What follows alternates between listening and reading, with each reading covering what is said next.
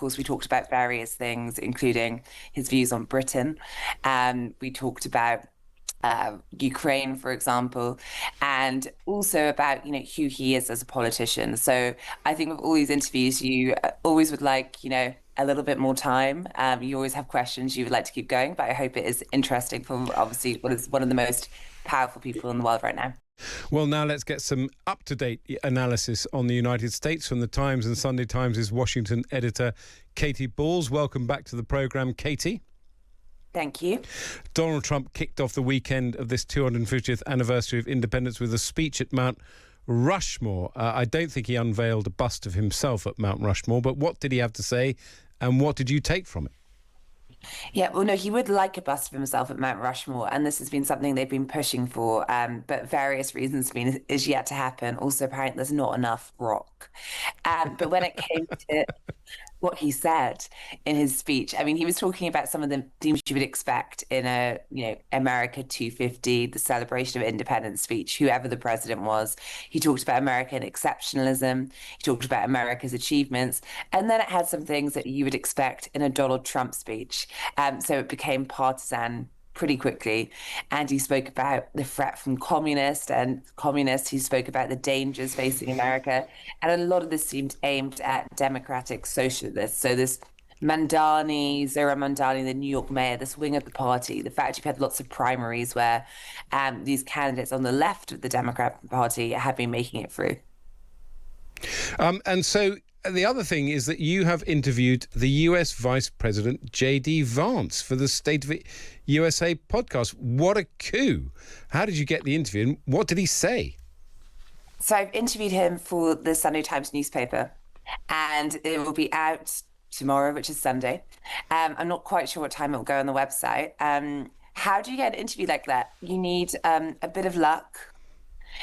You need various things to go right, and they're not easy to come by, as you can probably understand. But this is part because JD Vance just had a book out called Communion, and his first book that he had out was Hillbilly Elegy, and that was a book that was made into a Netflix film. It was a book that actually really was the first time he was propelled to national prominence. And back then, the left were praising JD Vance for this book. It was almost seen as a anthropological text into what was driving the voters back in 2016, the white working class in the Rust Belt towards Trump. And he was critical of Trump at the time, but lots of people kind of started to see him as this person who could explain that movement. The second book obviously is coming out in quite different circumstances. He's now vice president. As he says to me in the interview, most people have completely made up their mind about whether they love or hate him before they read a page, or maybe deciding whether they or not they read a page. Is about his religious journey, but of course we talked about various things, including his views on Britain. We talked about Ukraine, for example, and also about, who he is as a politician. So I think with all these interviews, you always would like, a little bit more time. You always have questions you would like to keep going, but I hope it is interesting for obviously what is one of the most powerful people in the world right now. It's going to be a fascinating interview. I don't want you to give any spoilers, but I mean, obviously we would be fascinated to know what he said about Ukraine, where he's not been particularly obviously friendly towards Zelensky. So I think his comments might be a bit surprising to readers. Ultimately, what I asked him about was the fact that, he is known, I think, in the UK and across Europe, particularly if you go back to that infamous Oval Office meeting where he clashed with Zelensky along with Donald Trump at the beginning of last year.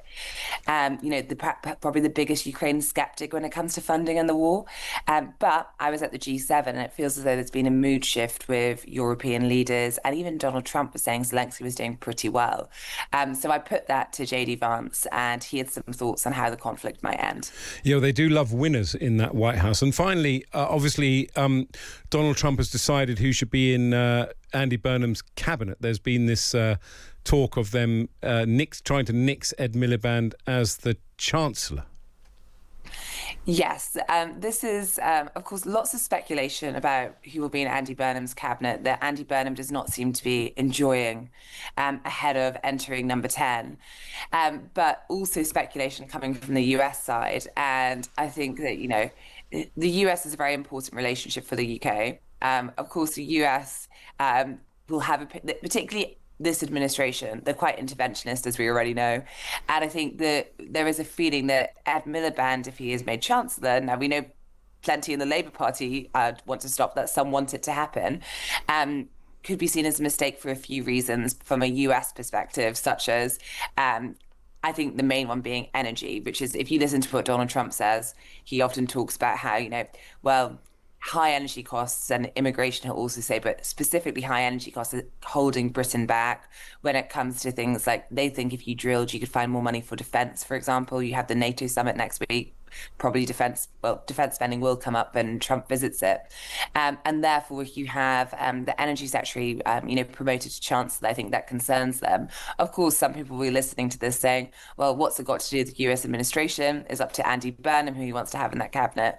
But I think it just points to how what has already been a difficult relationship for Keir Starmer to manage when it came to his time as Prime Minister could get even more bumpy if some of the appointments go in the way that, it's currently looking.